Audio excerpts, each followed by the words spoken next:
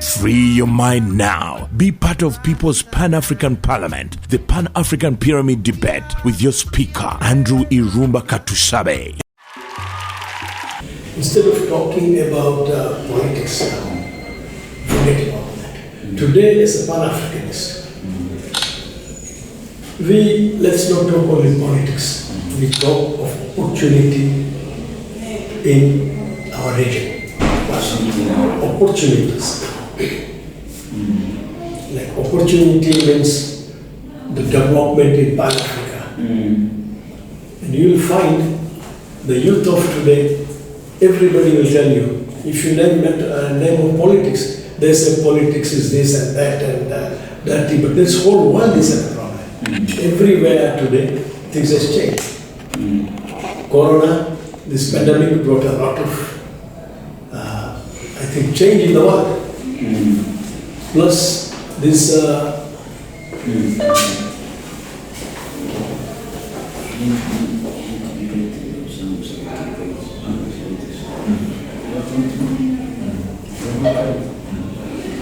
plus the Ukraine example, nobody expected. So now we know that those who have run from Corona pandemic, good and bad. Sometimes you write your own point and say, what does Corona, or we call pandemic or Corona? There are many things, plus and minus.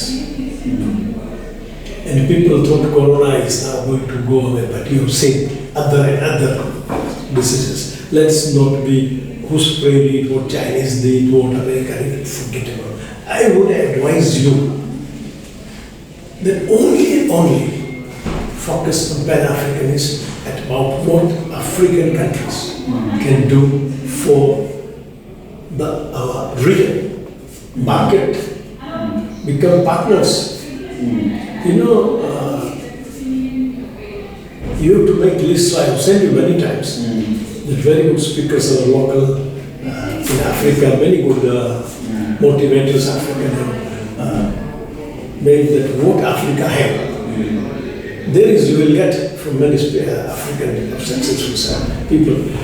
I'm telling you from my heart, because I always tell people I love Africa, but particularly Zaidi, I love East Africa, particularly Uganda, Kenya, as I'm born and brought up in this region. So today, you will not need even many people. You will need just to attract and do your research practically. Don't just write, doing your politics and anything, but we have to write a lot of things about X, Y, Z. Instead of that, focus on what opportunity. Me, I know that what Africa have, enough in the world, which world needed more than we need now. Now, if you don't go very far, just go Congo, Uganda, see our 8-10 countries neighboring. First talk to neighboring countries in Pan-Africa. 7 countries now in East Africa. Yeah. PSC. Then, okay, they are there. But still, it's going in dilemma because of this pandemic and war. But now, check the challenge. Do the SWOT analysis of these 7 countries. So, you know my SWOT analysis. Yes. Strength, weakness, opportunities, and threats. If you do that, yes, I'm telling you, and you write the book on that, it will be the bestseller. And put that your daily opportunity. That what Uganda, let's say for example, you don't have to ask anybody, you know what Uganda has. To me, Uganda is the hub of business and opportunity. Uganda is the hub of middle of this, our region, of this Great Lake region. Why? First of all, Uganda, we are blessed with fertile soils. Uganda, we are blessed with the right positioning in terms of the region. We are almost like in the middle. The climate, then the human capital. Uganda has the youngest human capital in the world, and Africa. We are the youngest people in the world. If you're looking at any other activity, it is the youth that is going to do that job. And so Uganda is blessed with that's already the source, the human capital. And now Uganda's literacy rate is now at 75%. It means 75% of Ugandans are now educated. That's a very big resource for human capital. The other one is that the infrastructure, what we were yesterday is not what we are today. You lived a lot of time in northern Uganda, trading cotton. Today, if you go there, the road infrastructure you're using at that time, it's not the same infrastructure that is there today. It means the person who is trading in the cotton today, doing the same job that you are doing, is now doing it faster than you.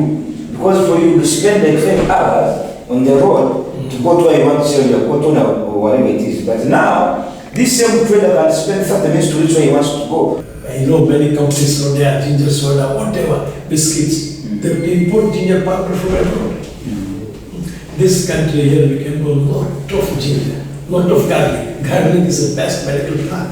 In this corona time, what was selling people in a herbal thing, they will say, have more garlic, have more ginger, and this turmeric, turmeric, bindari. Now these are the things which have big value.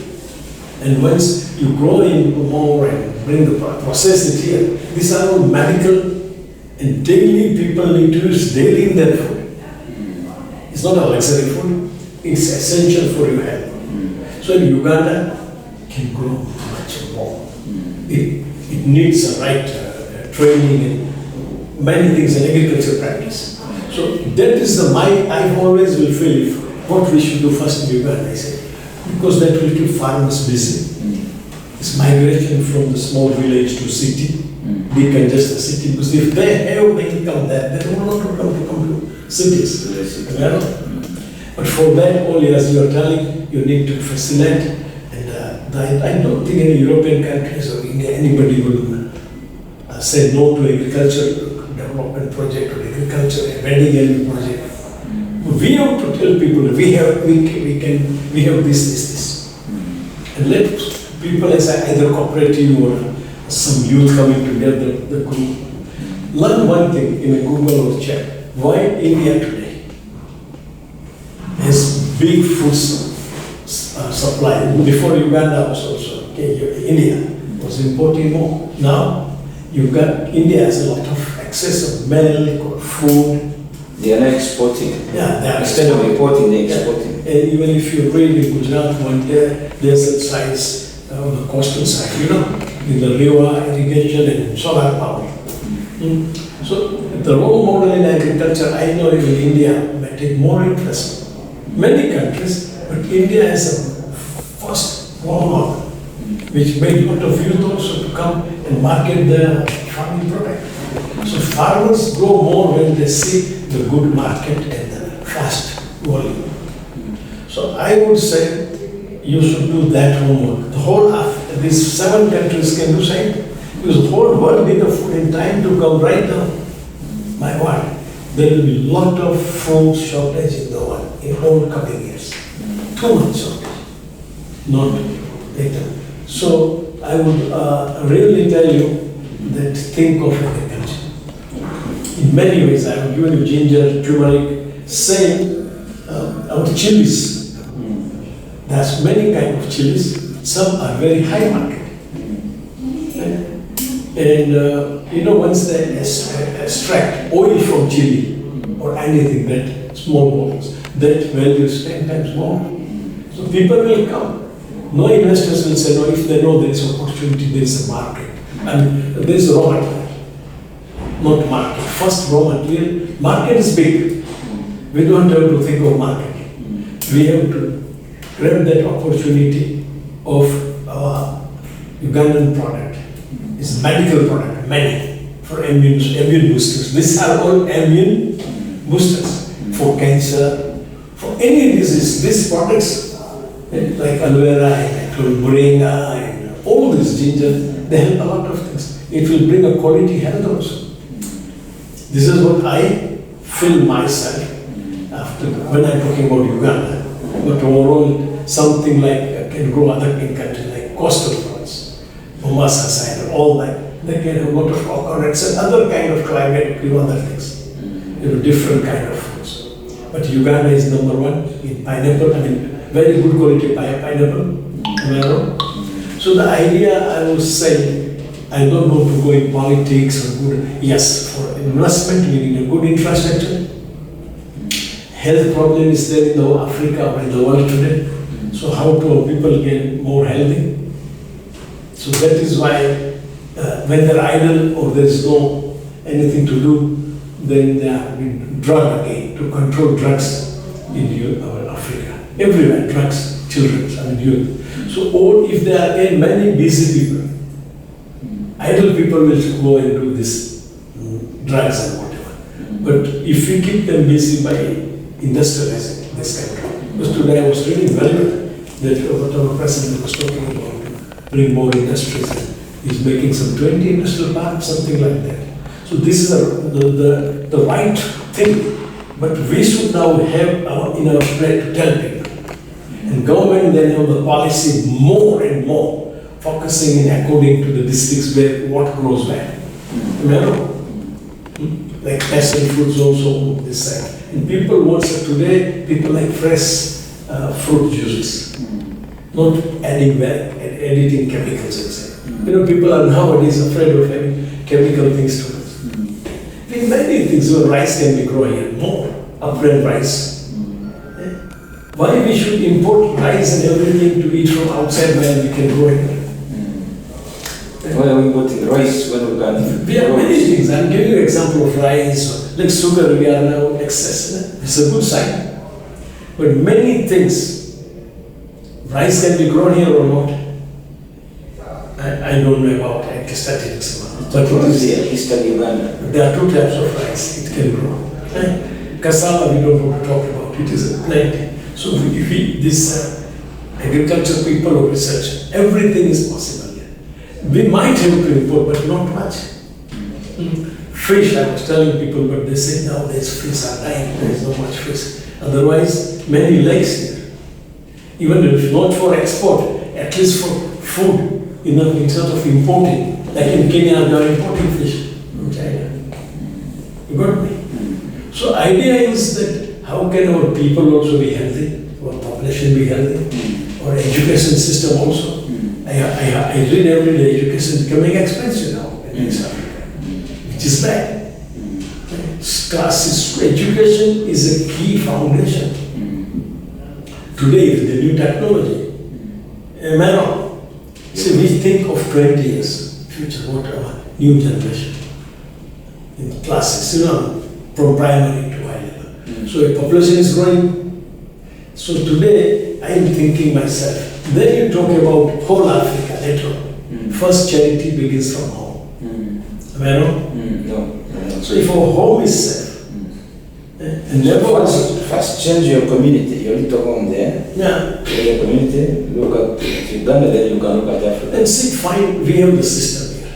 Very nice. We have RDCs, LC5. So all that areas, they can give them the targets and focus.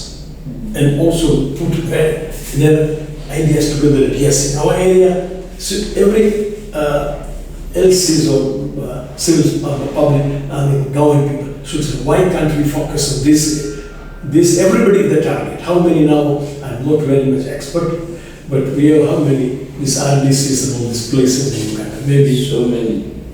There are so many. Isn't it? So if they divide them up and give them everybody target, that in this area this can be grown, let these people focus. LC1, LC2, LC3. But see, these are all in one place. LC5, RDC. So there is a team under RDC, isn't it? All these people. Yeah. So they can say what in their area, they can bring this development. What are impossible in that area, mining, whatever.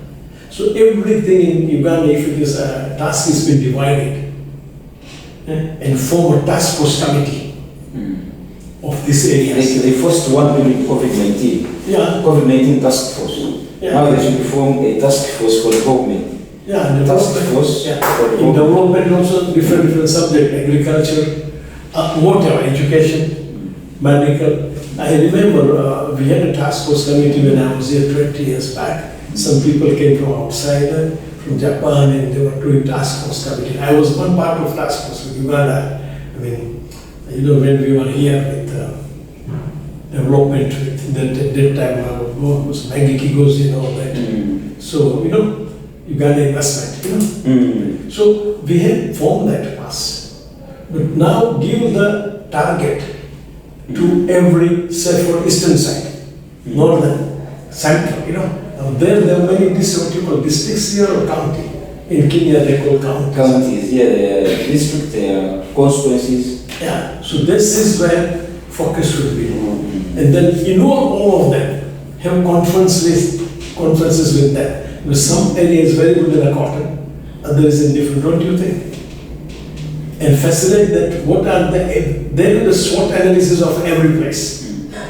Population-wise, youth-wise, am I wrong? No. So then our task can be very easy. Until and unless we don't have the task force committee for every sector, you know? And one on the top, which reports now to the policymakers.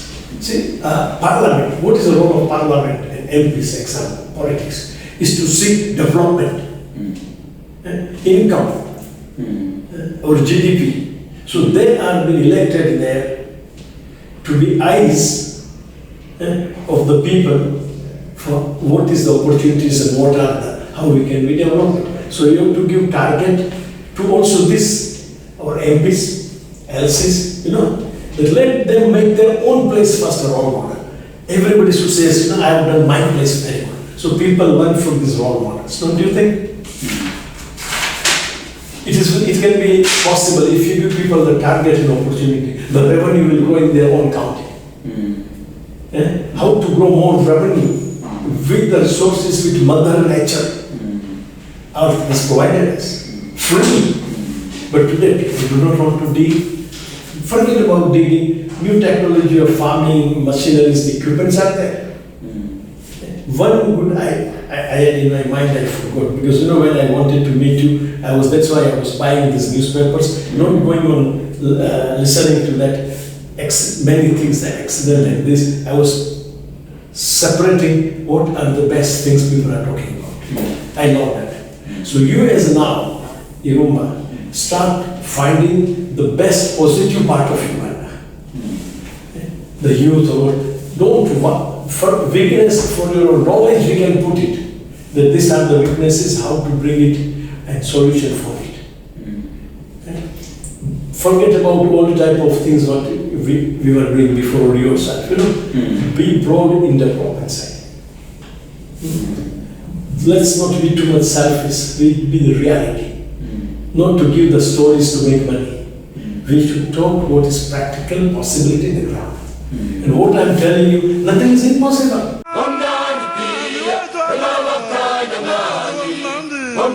Komoti,